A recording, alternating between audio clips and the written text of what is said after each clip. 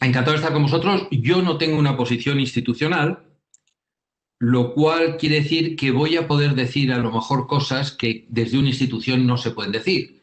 Porque cuando estás representando a una institución tienes que decir lo que la institución quiere que digas, ¿no?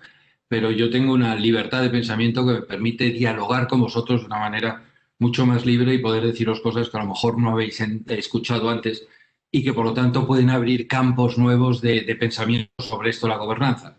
Porque yo he leído la agenda esta que habéis redactado. Bueno, felicitaciones por haber conseguido cambiar la Constitución y haber conseguido que Bogotá, Cundinamarca puedan constituir un área metropolitana que antes en la Constitución del 91 no podía. Enhorabuena, porque eso es muy difícil y es un gran paso adelante. Si bien he estado viendo esa agenda, digamos, de ese proyecto de ley que habéis puesto, y me parece que está muy ceñido a temas que podríamos llamar de confederación metropolitana, que como veréis no es más que una de varias opciones y no es la más eficaz a largo plazo. Más vale tener eso que no tener nada, pero como veréis no es la más eficaz a largo plazo. Mi primer mensaje es que las metrópolis es un fenómeno absolutamente nuevo que aparece hace 70 años, después de la Segunda Guerra Mundial. En la historia de la humanidad no ha habido más que tres ciudades que tenían más de 700.000 habitantes y ahora hay 500. Hay 500 ciudades que tienen más de 1 millón de habitantes. Y esas 500 ciudades producen el 75% del Producto Interior Bruto del mundo. Es decir, que el Producto Interior, la economía está regida por esas ciudades y los habitantes de esas ciudades son del orden de 16 veces más eficaces desde el punto de vista económico que los que no son de esas grandes ciudades de 1 millón de habitantes. Pero el mundo está regido por eso y quien no rija bien sus metrópolis no está en el mundo. Es decir, que los países se juegan su posición en el mundo en función de cómo se gobiernan sus metrópolis y de la capacidad y eficacia del gobierno de esas metrópolis. De hecho, ya en esas metrópolis de más de 1 millón de habitantes tenemos 24,5, casi la cuarta parte de la humanidad, por ser concretos, la cuarta parte, uno de cada cuatro, y verdaderamente son las grandes maquinarias de producción de los países. Esta es una diapositiva donde están puestos los países y están puestas las metrópolis en función de su Producto Interior Bruto. Y como podéis ver, las que están en rojo son metrópolis, los que están en negro son países. Pues ya la metrópolis de Tokio, Nueva York, serían el país 14 y 15, y luego ya pues seguimos con Los Ángeles, Chicago, Londres, etcétera, etcétera. Colombia, en este ranking, estaría en el puesto 48, es decir, tiene una producción, Producto Interior Bruto similar a Moscú o similar a Hong Kong. Es decir, Hong Kong produce tanto como Colombia, y veis cómo Tokio o Nueva York pues producen 4,5 veces, 4,5 Colombias, es el Producto Interior Bruto de esas grandes metrópolis mundiales. Por lo tanto, Bogotá se tiene que incorporar a esas grandes metrópolis mundiales. Bogotá está alrededor de un 30% del Producto Interior Bruto de Colombia, y claro, eso sería, teniendo en cuenta esta tabla, que es de hace 2 o 3 años, pues no aparece en esta tabla. No está entre las 100 unidades del mundo con mayor capacidad productiva. Y si Bogotá, Medellín, Cali, Barranquilla estuvieran gestionadas de una manera coherente y sintética, pondrían a Colombia mucho más arriba en ese listado y ellas mismas entrarían en ese listado de las 100 zonas territoriales del mundo con mayor productividad. Por lo tanto, Colombia se está jugando en Bogotá y en las otras metrópolis, con su gestión metropolitana, con su gobernanza metropolitana, se está jugando su posición en el mundo y su liderazgo dentro de la propia Latinoamérica. Las metrópolis son tan potentes como los países, y eso es uno de los temas centrales de mi charla, porque veremos cómo la gobernanza de las metrópolis no se asemeja a la gobernanza de los municipios, no tiene nada que ver, es una gobernanza totalmente diferente y se asemeja mucho más a los países, a cómo se gobiernan los países, que a cómo se gobiernan los municipios. Sigo con esta comparativa de la fuerza y la potencia. Colombia tiene el Producto Interior Bruto similar al de Atlanta. Los Ángeles, San Diego tienen el Producto Interior Bruto similar al de España. París es 2 veces Colombia. Madrid es equivalente a Perú. Estamos hablando verdaderamente de países desde el punto de vista económico y consecuentemente desde el punto de vista de gobernanza. Y esa es la idea fundamental. No penséis en municipios cuando estáis pensando en una gobernanza metropolitana, pensad en otro orden de magnitud y en otro orden de estructura organizativa y de estructura de gobierno. Esas metrópolis son enormemente eficaces, esto es las economías más competitivas en el año pasado, en el 2019, y fijaros que Singapur es la primera por encima de los Estados Unidos y por encima de los demás. ¿Y por qué? Porque Singapur es una metrópolis-nación, es decir, se gestiona con todos aquellos elementos que para ser eficaz necesitas. Y no solo es el diseñar por dónde tiene que ir una carretera, sino es ver cómo se financia esa carretera, los presupuestos nacionales, los impuestos, la legislación, la educación, la sanidad, etcétera, y toda esa complejidad de gestión que articula todos esos elementos, y cuando se articulan de una manera unitaria, como si fueras un país, es cuando esas metrópolis se ponen en vanguardia del mundo. Y Singapur siempre se suele, no estoy hablando del tema democrático de Singapur, que es otra historia, pero desde el punto de vista de gestión metropolitana de Singapur, aquí está la prueba de su gran eficacia. Las metrópolis, cuanto más grandes son, más eficaces son. Hay una regla que es una regla de metabolismo animal también, es una regla económica, son economías de escala. Cuanto más grande eres, más eficaz eres, siempre y cuando sepas gestionar. Y aquí traigo dos gráficos. Uno es un gráfico de Geoffrey West de la Universidad de Houston, de Phoenix, donde se ve cómo el incremento de talla va en línea recta, logarítmica, pero va en línea recta, pero sin embargo la pendiente es inferior a 45 grados. Eso quiere decir que eres más eficaz cuanto mayor eres. Si fueras, multiplicas por 2 y multiplicas por 2, sería 45 grados. Aquí se demuestra, y a la izquierda tenéis un gráfico del número de estaciones de gasolina, de gasolineras, en 4 países europeos, Francia, Alemania, Holanda y España, y veis que cuanto más grande es la ciudad, menos gasolineras hace falta, y consecuentemente si necesitas menos gasolineras por población, ese dinero y esa mano de obra que estás utilizando en las gasolineras lo inviertes en otra cosa, lo aplicas a otra cosa y eres más productivo.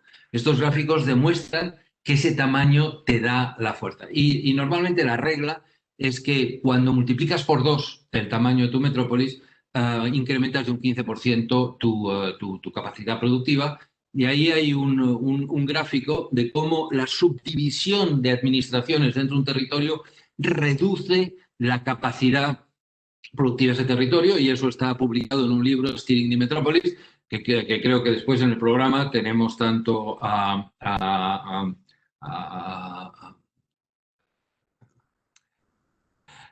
los autores, los editores del libro, que van a hacer una presentación del mismo. No quiere decir eso que hay que invitar, si eres una metrópolis de 2 millones de habitantes, hay que invitar a otros 2 millones de habitantes. Gabriel Lanfranchi, y era el nombre que se me estaba escapando. Gabriel, si estás ahí, lo siento, te escucharé después en la presentación del libro. Esto no quiere decir que si somos 2 millones de habitantes tenemos que invitar a otros 2 millones de habitantes a que vengan a vivir con nosotros para ser 4 y ser más eficaces. No. Lo que quiere decir es que esas 8 municipios de 100.000 habitantes, si están dispersos, producen 800, pero si están conectados por un sistema de transportes eficaz, se produce un mercado unitario, un mercado laboral y un mercado de consumo unitario, y por lo tanto se multiplica automáticamente, porque lo que es relevante es esa unificación de los fenómenos metropolitanos. Y ahí vemos cómo cuando conectas de 2 en 2 y vas conectando de 4 en 4 y de 8 en 8, se llega a producir un 62% de incremento de eficacia simplemente por un sistema de transportes eficaz. Y estoy pensando en estos momentos en el tren de cercanías de Bogotá. Evidentemente, el no tenerlo acogota la economía de Bogotá y la hace que Bogotá esté en esa cola que hemos visto antes de ciudades del mundo, de metrópolis del mundo, de eficacia y de productividad de esas metrópolis. Estaba diciendo que cuanto más grande, mejor, pero si sabes gestionarlo, porque si no, esta es la curva de gestión que viene de un psicólogo alemán del siglo XIX que se llamaba Wundt, que lo utilizaba para la percepción del arte. Cuando una pieza de arte no tiene complejidad, no te produce la satisfacción artística. Cuando adquiere mayor complejidad te va incrementando, pero llega un momento que la excesiva complejidad te produce desatisfacción, incluso puede ser dolor, ¿no? Y lo mismo pasa con la aplicación de este principio de la curva de Wundt a las metrópolis. Cuanto tú tienes una infraestructura, un tamaño metropolitano, la mayor utilización del mismo te produce mayores beneficios, pero llega un momento en que se te congestiona, el punto de congestión es ese punto máximo, se te congestiona, y si tú no sabes manejar esa metrópolis, pues llega esa congestión a incrementarse y llega un momento en que se convierte en un gridlock que llaman los anglosajones, que es que se maciza, se convierte en un aparato sólido donde ningún autobús, ningún vehículo se mueve porque está todo en absoluto colapso. Por lo tanto, y hay maneras de gestionar esa metrópolis incrementando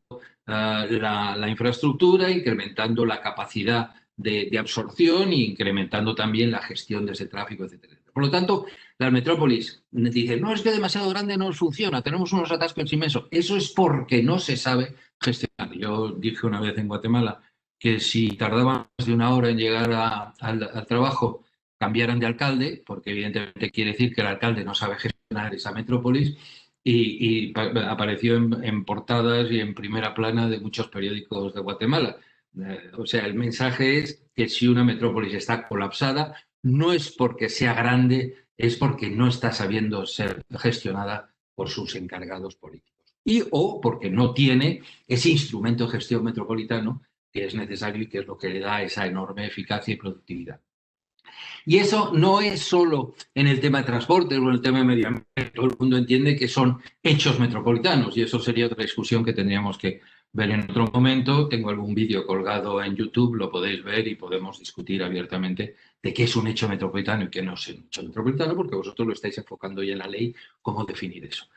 Evidentemente, todo el mundo comprende que el medio ambiente es un hecho metropolitano, que el transporte es un hecho metropolitano, pero también lo es la vivienda, también son las actividades productivas, también son los equipamientos sociales, y todos ellos tienen que conformar una unidad de gestión que tienen que estar coordinados a través de un gobierno que los gestione. Consecuentemente, mi mensaje final, para que la imagen nos impacte, la metrópolis no es una sumatoria, ¿no? Que es un Frankenstein, no es el coser varios municipios entre sí. La metrópolis es una entidad en sí misma que tiene una complejidad que no es la síntesis de esos municipios, no la sumatoria de esos municipios. Y aquí está una imagen para impactar. Otra imagen para impactar es que cuando una ciudad se convierte en muy grande, es como si un gusano que tiene 15 centímetros tiene 1,5 metros, pues si tiene 1,5 metros ya no es un gusano. Es una serpiente, se parecerán en cuanto a la estructura, porque están llenas de casas y de calles y de atascos y de coches y de autobuses, pero aunque se parezca por la estructura, ya es otra cosa totalmente diferente. Y si uno pretende manejar una metrópolis como maneja un gusano, le va a ir muy mal porque la serpiente le va a picar. Y ni siquiera la suma de esos municipios es una serpiente. Es decir, la sumatoria de unos municipios con muy buena intención de sentarse alrededor de una mesa y de poner los problemas que tienen sobre la mesa y de buscar las soluciones a esos problemas, tampoco es el ADN de una metrópolis, que requiere instituciones que gestionen esos problemas no por la sumatoria de los municipios, sino por una institución que sea capaz de hacer eso. Si la aplicación de la sumatoria de municipios pudiera ser la solución, pues a lo mejor los gobiernos nacionales no necesitarían existir. Bastaría que aunque todos los municipios de un país se sentaran alrededor de una mesa, tuvieran una asamblea y tomaran unas decisiones. Una metrópolis, una nación, no es la sumatoria de municipios, es otra cosa, es una entidad de orden superior. Y la prueba de que aquellas entidades de carácter nacional que son metropolitanas o que tienen tamaño metropolitana, están todas en el mayor rango de eficacia económica y productiva del mundo. Aquí veis que salvo Noruega, que es la primera que verdaderamente es un país, o Switzerland, Holanda, por ejemplo, o Suiza, tienen un tamaño de carácter metropolitano. Holanda, Dinamarca tiene millones de habitantes. O sea, Dinamarca es más pequeña que Bogotá en términos de población. Y sin embargo, bueno, pues como veis, las ciudades metropolitanas, que son naciones, funcionan de manera integrada y consiguen que esas poblaciones vivan en un nivel de rentas muy alto, y ahí está Singapur, como demostraba antes. ¿Por qué una metrópolis es completamente diferente a la gestión de gobernanza, de gobierno de una ciudad, de un municipio? Los sistemas municipales, nosotros españoles los hemos heredado de los romanos, que nos trajeron, o si queréis llamar, impusieron, y nosotros españoles también lo llevamos a Latinoamérica, y es un sistema que se llama unitario desde el punto de vista constitucional, donde hay un alcalde, hay unos concejales, hay unos jefes de departamento, hay unos servicios y hay una población en una estructura piramidal o en una estructura circular, y las órdenes emanan del alcalde, etcétera, y la participación ciudadana es que el alcalde escuche a los ciudadanos y que los ciudadanos dialoguen con el alcalde, y que las decisiones no sean personales del alcalde porque le apetece, sino que verdaderamente sean la síntesis de lo que desea la población y de lo que es necesario en esa manera. Entonces tiene una estructura circular o orbital o piramidal, que es la estructura unitaria. Sin embargo, una metrópolis no tiene nada que ver con eso. Y si uno pretende aplicarle ese sistema a la metrópolis, pues va muy mal. Es como pretender gestionar una serpiente gestionando un conjunto de gusanos. Una metrópolis tiene todos los municipios, que cada uno tiene sus competencias y que tienen que la autonomía municipal, que tiene que ser absolutamente respetada, tiene sus presupuestos que no pueden ser invadidos, tienen sus competencias. Están esos municipios. Están las agencias, que pueden ser derivadas del gobierno central o pueden haber sido creadas, en su caso, agencias de transporte, medio ambiente. Vosotros tenéis la CAR, por ejemplo.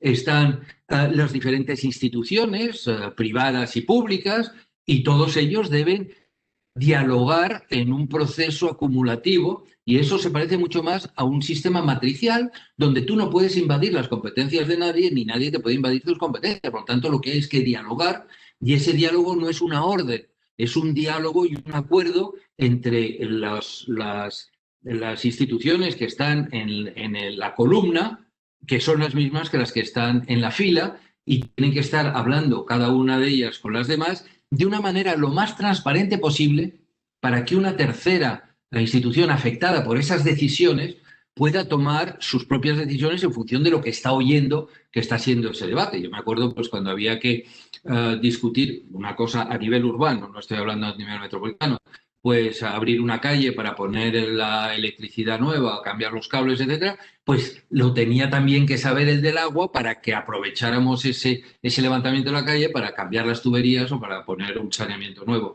Por lo tanto, entre dos instituciones que dialogan cuál es la mejor solución para los dos, para que se hagan el menor daño posible o saquen el mayor beneficio, y de la manera más transparente para que estén otros. Por lo tanto, como veis, es un sistema matricial que no tiene nada que ver con el sistema orbital y piramidal que hemos visto antes. Y eso tiene unos efectos en muchos elementos. Antes he comentado que esa participación es top-down, bottom-up, es de abajo arriba, de arriba abajo, en esa estructura piramidal, y sin embargo, en la estructura metropolitana es un diálogo entre pares donde hay que respetar. Pero, claro, esa forma de producir decisiones y, consecuentemente, de planificar a largo plazo, tiene también otra manera, otra forma de planificación. En el caso de la ciudad, lo que hace es un master plan, un POT, que es un plan regulador donde dice en este suelo se puede hacer esto y no se puede hacer aquello. Y en realidad esos POTs, esos master plans, esos planes generales, son un diálogo entre el sector público y el sector privado. El sector público dice, la administración dice, bueno, pues aquí necesito un hospital. Y el sector privado pues sabe que tiene la posibilidad en ese solar de hacer el hospital, de vendérselo al ayuntamiento, de buscar algún hospital privado que lo haga, etcétera, etcétera.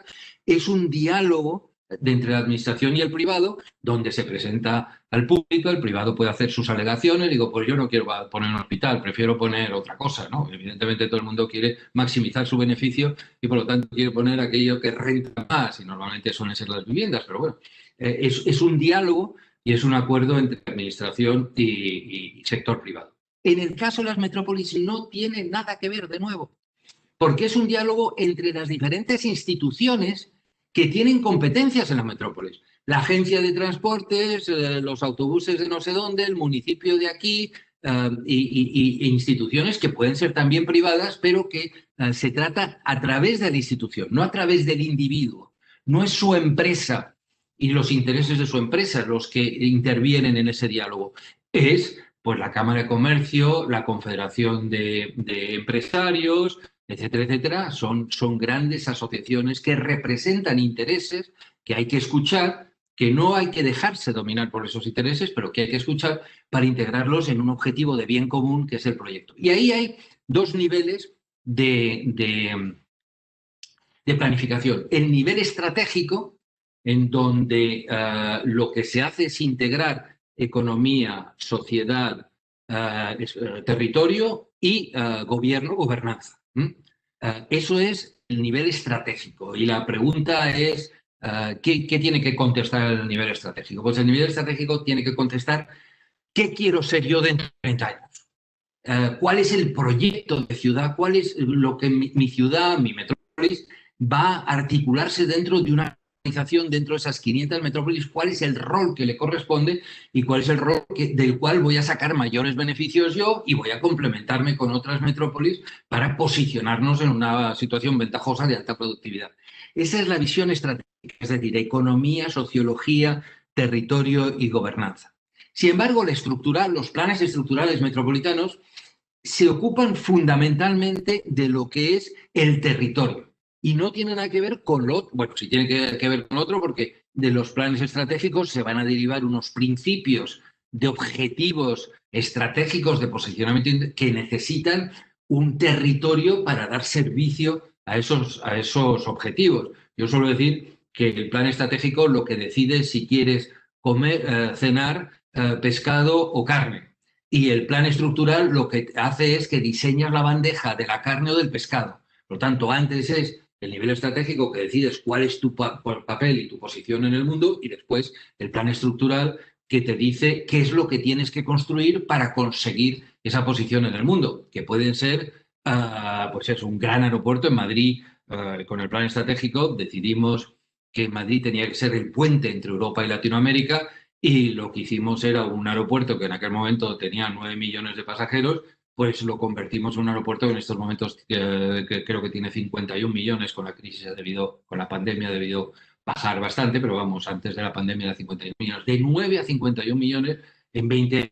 Ese fue el proyecto del plan estratégico, decir, Madrid tiene que ser esto, y el plan estructural, que también me correspondieron dirigir los dos planes, el plan estructural que dice, bueno, pues para conseguir esto tenemos que hacer eso y eso. Por lo tanto, es una planificación totalmente diferente porque, entre otras cosas, quien hace la planificación, que puede ser, en nuestro caso era el gobierno regional, España es casi una federación, los gobiernos regionales tienen el poder casi de los estados en Alemania o de los estados en Estados Unidos, ese poder nos permitía hacer un plan, pero nunca imponiéndoselo a los municipios, porque el municipio tenía su propia autonomía y su propia libertad. Por lo tanto, es un plan que haces sobre tus propias responsabilidades, que si son muchas, son capaces de articular la metrópolis. Pero si al final no tienes responsabilidades de gestión ni competencias de gestión, y eso va a ser la última diapositiva que haremos después, no vas a poder planificar prácticamente nada porque es imposible con 180 municipios, que eran los que había en Madrid, conseguir que los 180 aprobaran ese plan. Por lo tanto, era un plan para sí mismo. Esto es lo que el gobierno regional va a hacer de la metrópolis de Madrid y este es el plan. Y después, con este plan que es indicativo y no se puede imponer sobre los demás, vamos a sentarnos a la mesa y vamos a dialogar cómo esos objetivos y esos proyectos se pueden ir realizando, te doy, te quito, etcétera, etcétera, y es una negociación, diálogo entre las administraciones. Como veis, es un enfoque totalmente diferente y pretender hacer un plan metropolitano como si fuera un POT, pero a lo grande, pues es un fracaso. Como veis, el propio BID ha asumido esta visión y el Banco Interamericano de Desarrollo, y en algunos de sus tweets y de sus social media, sus informaciones en las social media lo ha integrado y lo ha puesto y lo ha asumido. Que está también en el libro que Gabriel y Álvarez van a presentar después. Consecuentemente, Estamos hablando no de ciudades, estamos hablando de países cuando pensamos en metrópolis. Y los países solo tienen tres maneras de gobernarse. Hay profesionales y además amigos que aprecio, que quiero, etcétera, que te describen cómo se manejan los autobuses en Singapur y cómo se manejan las huertas urbanos en Nairobi y cómo se manejan las cooperativas de viviendas en Tegucigalpa, ¿no? Si uno hace eso, si uno describe las diferentes formas en que las diferentes metrópolis han abordado los diferentes temas sectoriales, pues nueve asuntos, 9 temas sectoriales por 9 alternativas cada uno de gestión, pues son 400 millones de alternativas. Y verdaderamente eso no es la manera de sintetizar y de entender qué es lo que uno tiene que hacer con la metrópolis. El cerebro humano lo que hace no es describir, sino lo que hace es sintetizar para poder tomar una línea de acción en esa síntesis. Y las metrópolis, como digo, no es la sumatoria de las experiencias de las 500 metrópolis en el mundo. Hay que entender cuáles son las posibilidades de gobernanza, de gobierno. Estamos hablando más de gobierno que de gobernanza, pero cuando hablo del diálogo entre el sector público y el sector privado, ahí ya estamos hablando de gobernanza. Las posibilidades de estructuración constitucional, administrativa, política de una metrópolis son las tres que existen para los países, que es un sistema confederal, un sistema federal o un sistema unitario. Luego entraré en cómo funciona esto. En primer lugar, entender lo que es la diferencia entre un sistema confederal, que es cuando las unidades que están integradas, la soberanía reside en ellas. Es decir, esas unidades, esos estados dentro de un estado confederal, en cualquier momento pueden decir que se van y se van. Es el caso de Europa. Europa es una confederación y los ingleses han dicho el Brexit, nos vamos y nos vamos. Los estados de América del Norte, los estados del sur de América del Norte, en un momento dado dijeron, esto como es una confederación, porque lo hemos firmado la Constitución americana como confederación, pues nos queremos ir y nos vamos. Y los del norte dijeron, no, vosotros no os vais porque nosotros decidimos que no os vais. Y fue la Guerra Civil Americana. La confederación, los unidades, en este caso en una metrópoli serían los municipios, se adhieren o no se adhieren en función de si les apetece o no les apetece. Y tenemos ya ejemplos de subsecciones metropolitanas, como puede ser el Sabana Centro, creo que la llamáis, ¿no? Que son municipios que dicen, bueno, pues yo estoy ahí mientras me interese y el día que no me voy. Lo federal no. Lo federal ya la soberanía está en esa unidad esa unidad de conjunto, en esa síntesis de esas unidades. Y en Estados Unidos, que entonces ya pasó a ser federal, California dice, pues yo me quiero ir, o Texas y no se puede ir porque tiene que haber un acuerdo constitucional de cambio de la estructura y un acuerdo entre todos, bueno, pues si te vas tenemos que cambiar la Constitución. Entonces, esa es la función fundamental, la diferencia fundamental entre confederal y federal. Y en el sistema unitario, lo que hay es dos maneras de enfocar la gestión de un sistema unitario. Quiere decir que todo el poder está en el gobierno central, en el poder central, en la Constitución. Ese es el caso, por ejemplo, de Colombia, ¿no? Y entonces, porque vosotros tuvisteis aquello, luego tengo una diapositiva sobre la Constitución boba, para recordar aquel debate que tuvisteis en su momento, tenemos que ser un sistema federal o un sistema unitario, y decidisteis ser un sistema unitario. Entonces, en un sistema unitario, Francia también lo es, un sistema unitario, por ejemplo, porque voy a dar el ejemplo de Francia, en un sistema unitario tenemos dos alternativas, o centralizado o descentralizado. El sistema unitario centralizado es que cuando cada uno de los ministros decide lo que hace, lo comunicará en el Consejo de Gobierno, pero tiene su competencia y el de hospitales hace un hospital aquí y el de carreteras hace una carretera allí y el de educación hace una universidad allá, ¿no? Se toman las decisiones en el Gobierno central. Vosotros en Bogotá lo tenéis cerca porque tenéis ahí el gobierno, pero imaginaros en Cali o imaginaros en Barranquilla, el gobierno está muy lejos. Y el sistema descentralizado es cuando el presidente nacional, caso de Francia, ¿no? Delega a una persona específica para coordinar la acción de los ministerios en ese ámbito territorial. En Francia son los departamentos, ¿no? Y entonces el presidente francés, Macron, nombra a unos prefets que no son elegidos por la población, que son nombrados, que ha delegado él en ellos la labor de coordinar esos ministerios en el ámbito del departamento. Y entonces el Ministerio de Carreteras dice yo voy a hacer una carretera ahí y el de hospitales dice yo voy a hacer un hospital allá Y el jefe dice, hombre, no, pongamos el hospital y la carretera para que las ambulancias puedan llegar. Y lo que hace es, sin poder sobre los ministros, pero sí coordinar esa labor ministerial para que sea coherente, y poder sobre los ministros no, pero si dos ministros no hay manera de que se entiendan, él puede llamar perfectamente al presidente, a Macron, y decir, oye, que el ministro de Sanidad y el de Carreteras no se entienden, presidente, pon tu orden aquí porque estamos haciendo un desastre. Y entonces es el presidente, y no tiene problema político el presidente con el prefe porque lo ha nombrado él. Y si ese prefe, ese delegado de la descentralización, decide que él tiene ínfulas políticas, pues de una firma con una firma le quita y pone a otro. Entonces, estos son los 4 sistemas que funcionan en las metrópolis y en los países, perdón, en los países y en las metrópolis. En los países.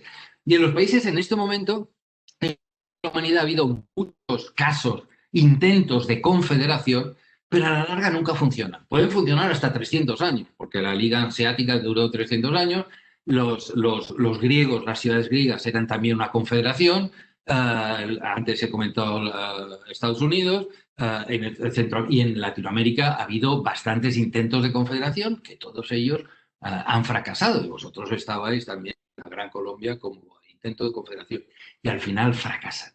Y de hecho la Unión Europea, lo he comentado antes, es una confederación, y de pronto uno se va, otro se viene, otro piensa que no, no sé qué, y Europa, como sabéis, está en una crisis profunda porque tendría que haber pasado hace 15 años de ser una confederación a ser una federación. No se pudo hacer y no nos vamos a meter en eso, y en estos momentos las debilidades de Europa es justamente el ser una confederación. Y por eso en el mundo en realidad los países se dividen en 2 tipologías, los federales y los unitarios. Y ahí están el color azul los unitarios y el color verde los federales. Y eso requiere un tratamiento metropolitano diferente, que es lo que vamos a ver, y vosotros sois unitarios. España es cuasi federal, porque las metrópolis tienen las regiones tienen enorme poder, y no vamos a entrar en eso, pero yo estoy a vuestra disposición en todo momento, y si queréis trabajamos sobre el tema metropolitano de Bogotá y Cundinamarca, de la región, en el momento que quede. También para que tengáis un poco estas mnemotécnicas, reglas mnemotécnicas gráficas, pues una confederación es como un gas donde los núcleos están relativamente sueltos, un sistema federal es como un líquido donde ya hay una cohesión interna, y un sistema unitario es sólido porque ya se ha convertido en una estructura muy sólida y muy fuerte, ¿no? De esos 4 sistemas, cuando los aplicamos a las metrópolis, el sistema unitario central no funciona, porque que los ministerios, todo eso también depende del reparto presupuestario que hay entre las diferentes administraciones, y una de las últimas diapositivas es cómo está repartido ese sistema presupuestario en Colombia. Pero no lo tengo para Bogotá, pero alguien, seguramente cualquiera de vosotros, puede hacer ese análisis para Bogotá y Cundinamarca.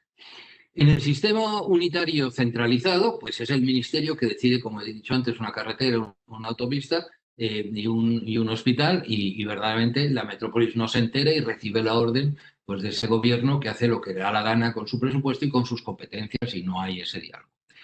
Sin embargo, si está descentralizado, ya puede haber un delegado que coordina esas inversiones ministeriales, que suelen ser las más importantes de cualquier metrópolis, porque las metrópolis no tienen capacidad presupuestaria, los municipios no tienen capacidad presupuestaria para hacer un aeropuerto internacional, para hacer un metro, para hacer unas cercanías, para hacer un...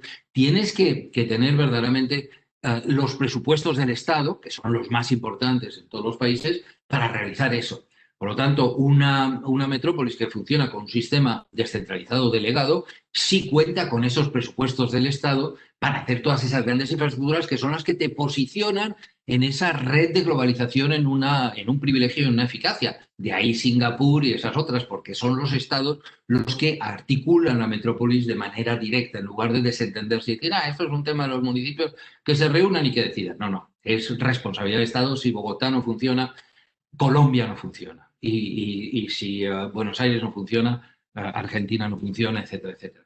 Por lo tanto, es un tema de Estado. Entonces, en los sistemas delegados sí hay una persona que está coordinando ese área metropolitana y que verdaderamente está articulando esas grandes infraestructuras y dialogando con ellas. Esto Y por el otro lado, 5 minutos, muy bien, de acuerdo. Y por el otro lado, como he dicho antes, los sistemas confederales no funcionan, es decir, la sumatoria de municipios sentados alrededor de una mesa con sus pequeños presupuestos y con uno no le gusta, se levanta y se va, etcétera, se desarticula, eso tampoco funciona, pero, y sin embargo, si ese conjunto de municipios, ese territorio tiene un gobierno de tipo metropolitano que es parte del sistema federal, y por decir algún ejemplo, Alemania funciona así. Alemania, que ya Constitución es de 1949, por lo tanto ya las metrópolis existían, ¿no? La Constitución alemana entendió que las metrópolis necesitaban una gobernanza específica y generó 3 estados que son metrópolis, que es Berlín, Bremen y Hamburgo, son estados metrópolis. La Constitución española es de 1978, también ya existían las metrópolis y por eso Madrid es una región uniprovincial, una comunidad uniprovincial con enormes poderes de gestionar ese territorio. Si queréis, otro día hablamos específicamente de esa capacidad. Esos poderes que deberían estar en la articulación de la solución que le deis a Bogotá y a Cundinamarca. Pero como no estamos en un Estado federal en Colombia, como es un sistema unitario, y ya lo decidisteis hace muchos años, hace 2 siglos, pues esa es la que no sería aplicable. Y aquí ves la imagen de la patria boba, que fue ya vuestra decisión. No queremos ser un sistema federal, queremos ser un sistema unitario, por lo tanto, eso ya es agua pasada. Lo que sí hay que entender es que la única diferencia entre un sistema unitario descentralizado y un sistema federal es quién elige a quien gestiona esa unidad de gobierno, esa unidad de toma de decisiones. En el caso de un sistema unitario descentralizado, lo selecciona el presidente, y si esa persona tiene habilidades políticas, el presidente lo quita y pone a otro. Y en un sistema federal, esas personas las eligen los ciudadanos, en Berlín, en Madrid, etcétera. Al presidente de ese gobierno regional metropolitano lo eligen los ciudadanos. Yo siempre apoyo, aunque sea un paso intermedio, apoyo cualquiera de las soluciones, por muy mala que sea, con tal de que al practicar esa solución se ve que es mala y que hay otra mejor y se cambia. Si un presidente va nombrando un delegado metropolitano durante 30, 40 años, va a llegar un momento, y eso pasó en España, que los ciudadanos de esa metrópoli van a decir, oye, ¿por qué lo nombra el presidente y no lo nombramos nosotros a través de unas elecciones, ¿no? Y por lo tanto puede ser un paso que no puede ser el ideal para manejar una metrópolis, pero es un paso intermedio que nos puede llevar a la buena solución, que es ese federalismo, esa capacidad de los ciudadanos elegir aquel que va a gestionar esa metrópolis con capacidades de gobierno relevantes necesarias para esa metrópolis, porque si no, esa metrópolis ni cumple su función nacional ni cumple su función internacional. Este es un gráfico que puse, una diapositiva que puse hace 4 o 5 años en Argentina y que parece ser tuvo mucho éxito porque se ven la gobernanza a través de la confederación, los 3 niveles y medio de esa confederación, que vosotros en estos momentos estáis pensando fundamentalmente en eso. Pues primero una mesa de diálogo entre los alcaldes, que eso se llama en la construcción de la inteligencia colectiva, eso se llama la fase cognitiva. Después hacer proyectos en paralelos porque estás viendo qué están haciendo los demás y te puede interesar copiar, ¿no? Y eso se llama la parte coordinativa.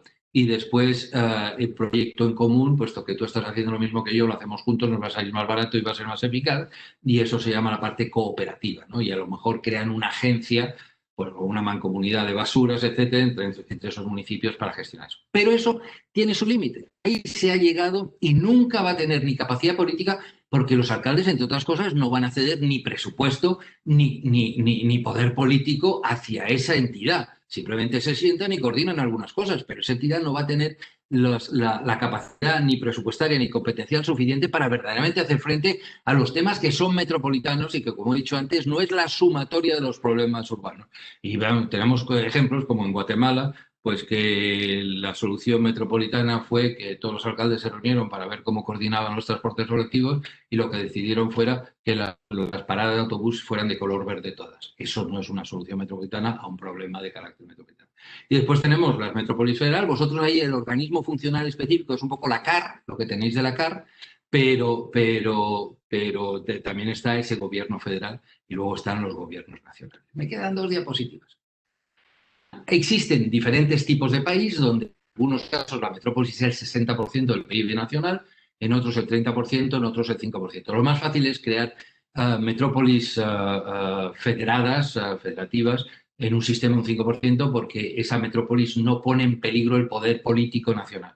Cuando la metrópolis es un 60%, inmediatamente el Estado nacional no quiere poder en esa metrópolis, porque automáticamente en Filipinas, que es un 70%, el alcalde metropolitano de Filipinas le diría inmediatamente al presidente nacional: mira, yo gobierno un 70%, tú un 30%, vete a tu casa y yo me quedo gobernando Filipinas porque gobierno ya el 70%. Por lo tanto, lo normal, como veis, Bogotá está en esa franja intermedia donde está Francia, Inglaterra, España, ¿no? Pero claro, si tú sumas Bogotá a Medellín, a Cali y a Barranquilla, pues ya estáis en un 75, en un 80% del PIB nacional, y claro, un presidente nacional no le gusta,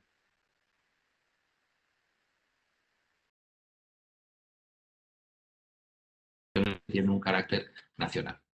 Los presupuestos hablaremos otro día de los presupuestos metropolitanos, pero quiero adelantaros aquí que tenéis, yo esto lo hice para Atlántico, porque colaboré en un proyecto fallido del POD de Atlántico, y me hice este análisis presupuestario para Atlántico. En Atlántico, el 25% del gasto lo hace el Estado central, el 14% lo hace el municipio de Barranquilla, y el 1,6 lo hace el departamento. Los departamentos en Colombia no tienen capacidad presupuestaria para articular una política metropolitana, y por lo tanto tiene que ser o el Estado o los municipios, y como no se quiere quitarle el presupuesto a los municipios, tiene que ser el Estado, que las inversiones que está haciendo dentro de esa área metropolitana sean coordinadas y sean acordes con esos diálogos interinstitucionales, ¿no? Y eso ya hablaremos en la próxima. Porque recordar que solo hay dos maneras de gestionar una metrópolis: a través de esta carretera se tiene que hacer, o este metro, o este sistema de cercanías, o este aeropuerto se tiene que hacer, son las competencias, o a través del presupuesto, que por ejemplo en Estados Unidos el presupuesto federal es equivalente al presupuesto de los estados, y cuando el gobierno federal quiere hacer algo, no se lo puede imponer un estado, pero le dice: mira, esta autopista hay que hacerla, y si la hacemos con mi criterio, te la pago yo. Entonces, el hecho de tener ese presupuesto para negociar hace que sea mucho más fácil. Aunque a Antonella, que está escuchando, no le gusta la analogía, en realidad es el pan y la zanahoria, que son las dos maneras de gestionar la metrópolis: con las competencias o con presupuesto. Y esto es lo que hay. Estáis en estos momentos, he leído vuestro índice de temas, y tendría muchísimas cosas que comentar sobre cada uno de los puntos de ese índice, que no tenemos tiempo, pero como he dicho antes, estoy absolutamente a vuestra disposición para hablarlo en cualquier circunstancia o bajo cualquier paraguas. Muchísimas gracias.